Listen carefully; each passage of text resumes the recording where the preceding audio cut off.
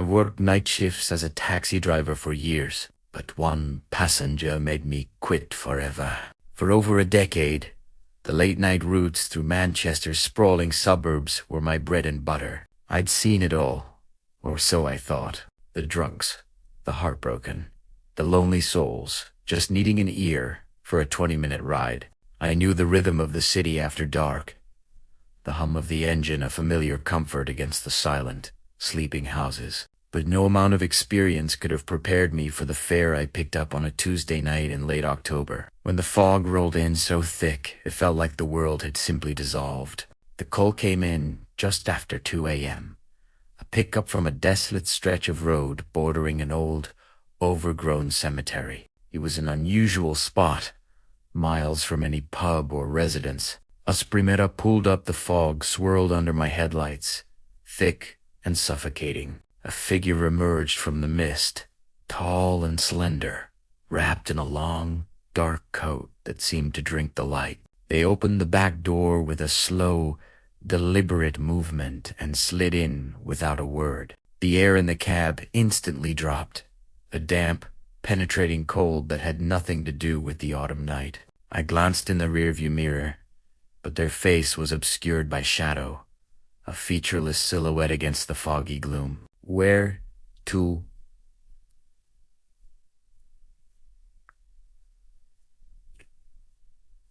Where to? I asked, my voice sounding unnaturally loud in the sudden, heavy silence.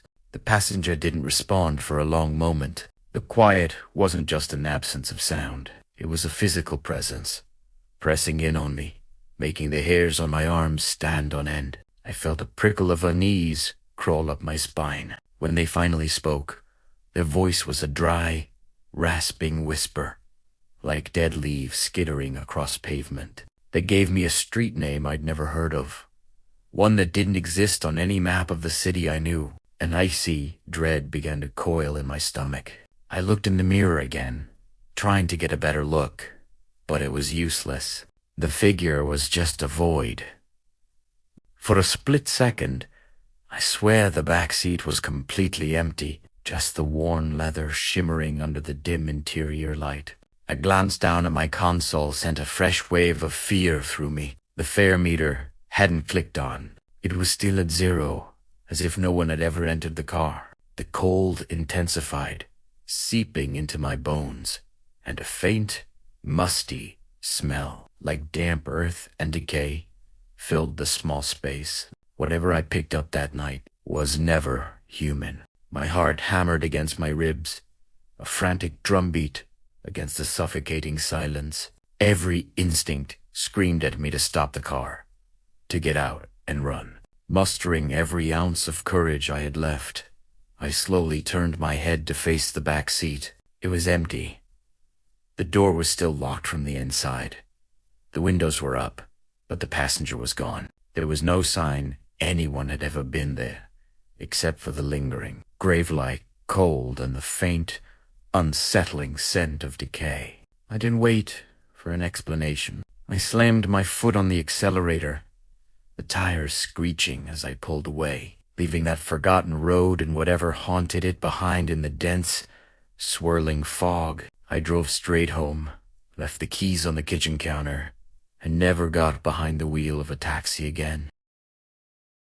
I thought driving at night was safe, until a passenger I picked up didn't even exist. The night shift was usually a quiet affair, a predictable rhythm of city lights blurring past my windows and the low hum of the Radio 4 company. This particular evening, however, was different. A thick, soupy fog had descended upon the winding country lanes outside of town, swallowing the familiar landmarks and turning the world into a muted, grey expanse. Streetlights became hazy orbs, and the ancient trees lining the road loomed like skeletal giants in the gloom. It was on one of these desolate stretches, miles from the nearest village, that I first saw him. A lone figure, standing perfectly still by the side of the road, his arm raised half-heartedly, as if he'd been waiting for an eternity. Against my better judgment, I slowed the taxi, the tires hissing on the rain-slicked tarmac. Common sense screamed at me to keep driving. Who waits for a cab out here, in the middle of nowhere, in fog this dense? But the thought of leaving someone stranded in such grim conditions gnawed at me. As I pulled over, the automatic door slid open with a quiet whir. I watched in my rearview mirror as a blurry shape detached itself from the fog and ducked into the back. "Where to, mate?" I asked, my voice sounding unnaturally loud in the sudden silence. The door slid shut, plunging the car into a cocoon of quiet isolation. I glanced at the mirror again, expecting to meet his eyes, but his reflection was frustratingly indistinct, a mere smudge against the dark upholstery. He hadn't said a word. I waited a moment longer, hoping for a destination. Nothing. Assuming he was just cold or tired, I put the car back in gear and started driving, heading back towards the distant glow of the city. A few miles crawled by, marked only by the hypnotic sweep of the windscreen wipers. It was then that I noticed the cold. It wasn't the damp chill from the outside. This was a deep, penetrating cold that seemed to emanate from the back seat, seeping into the fabric of my own chair and raising goosebumps on my arms. The car's heater was on full blast, yet the temperature inside continued to plummet. I tried to make small talk to break the unnerving silence. "Nasty night to be out," I said, my words hanging in the frigid air. The only reply was the relentless drumming of rain against the roof. I glanced at the rearview mirror again. The shape in the back seemed smaller, more translucent. I blinked, convinced the fog and the late hour were playing tricks on my eyes. The silence grew heavier, more oppressive with each passing mile. The feeling of being watched was immense, yet every time I dared to look in the mirror, the figure was less and less there. It was as if he was slowly dissolving into the shadows of the car. My heart hammered against my ribs, a frantic counter-rhythm to the steady beat of the wipers. I have never felt such a profound and primal fear. It was a suffocating dread that whispered I was no longer alone in my own taxi, but not in the way I was used to. The address he had finally mumbled, a place I didn't recognize, led me down an even more deserted lane, ending abruptly at a pair of rusted gates, leading to an overgrown cemetery. The journey was over. With a deep breath, I turned around to face my passenger, my voice trembling as I announced the fare. The back seat was completely, utterly empty. I still don't know who or what got into my car that night. Night jobs expose you to things normal people never see. This one ride changed my life forever. The city sleeps under a blanket of fog and drizzle, but for a taxi driver like me, that's when the real London wakes up.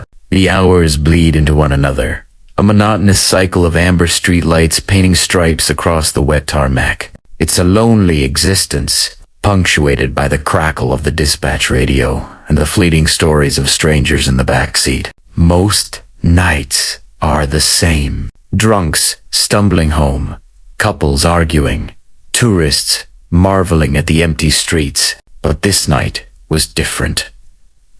This night, the silence was heavier. The radio had been quiet for over an hour, an unusual lull, even for a Tuesday. I was cruising through a part of Islington I usually avoid, a labyrinth of old Victorian terraces and forgotten alleyways. Just as I was about to call it a night, a fare pinged on the app. It was a strange pickup location, a dark, deserted corner where two narrow streets converged, swallowed by the shadows of overgrown trees. My gut told me to ignore it, to just head home.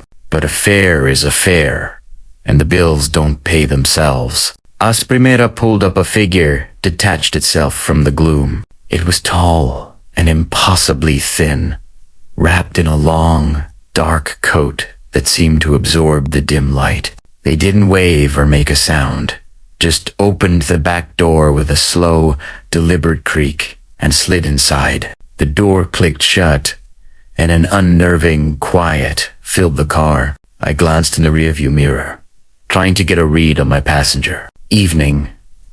"Where are we heading?" My voice sounded loud in the confined space. There was no reply, just the stillness that felt wrong. The air in the car began to chill. A damp cold that seeped into my bones, far colder than the drizzly night. Outside, I cranked up the heating, but the frost creeping up the inside of the windows told me it was useless. I looked in the mirror again. The passenger hadn't moved a muscle. I couldn't make out a face, just a dark, indistinct shape that seemed to warp and shimmer at the edges of my vision. A static-like hiss began to fill my ears, and the familiar London streets outside started to look alien, distorted through the rain-streaked glass. The GPS on my phone had gone dead. All I could feel was a mounting, suffocating dread, a primal fear that screamed at me to stop the car and run. The address they had entered was a place I'd never heard of, a derelict sanatorium on the outskirts of the city, abandoned for decades. As I pulled up to the rusted wrought iron gates, the feeling of being watched was overwhelming. The engine shuddered and died. He took a deep shaky breath and turned around, my heart pounding against my ribs like a trapped bird. The back seat was empty. It was pristine, as if no one had ever sat there. The air was warm again. The silence was just silence. I scrambled out of the car, my legs weak, and stared at the dark, hulking ruin before me. The fog swirled around the taxi, a solitary beacon in the oppressive darkness. Some passengers were never meant to be seen. This passenger didn't speak a word, but I could feel something was terribly wrong. The night had started like any other, just another long, thankless shift navigating the rain-slicked streets of London. The fog was thick, a heavy grey blanket that swallowed the glow of the streetlights, making the world feel small and claustrophobic. It was on a forgotten side street, miles from the usual hustle, that I saw him. A lone figure standing under a flickering lamppost, arm raised almost hesitantly. Pulling over, I unlocked the doors, the click echoing in the otherwise silent car. He slipped into the back without a sound, a vague, shadowy form that seemed to absorb the dim light. I asked him for the destination, but my question was met with an unnerving silence. He simply pointed a long, pale finger forward, a single, silent instruction. I figured maybe he was a tourist, or perhaps just not in the mood for small talk. I've had my share of quiet fares, but this was different. The silence was heavy, oppressive, like the air before a storm. As I drove, a strange and unnatural cold began to seep into the car, a biting chill that had nothing to do with the autumn weather outside. It was a deep, penetrating cold that made the hairs on my arms stand on end and sent a shiver down my spine. The warmth from the heater seemed to vanish, replaced by this icy presence emanating from the back seat. I glanced up at the rearview mirror, trying to get a better look at my passenger, but it was like looking into a void. I couldn't make out a face, no features, just a deeper patch of darkness against the already dark interior. The silence stretched on, broken only by the rhythmic thump of the wipers and the hum of the engine. Every so often, we'd pass under a streetlight, and for a fleeting moment, the shadows inside the car would dance and twist into grotesque shapes. My heart hammered against my ribs. The feeling of dread was overwhelming, a primal instinct screaming that I was in the presence of something deeply and fundamentally wrong. The silence wasn't empty. It was filled with a palpable sense of malice.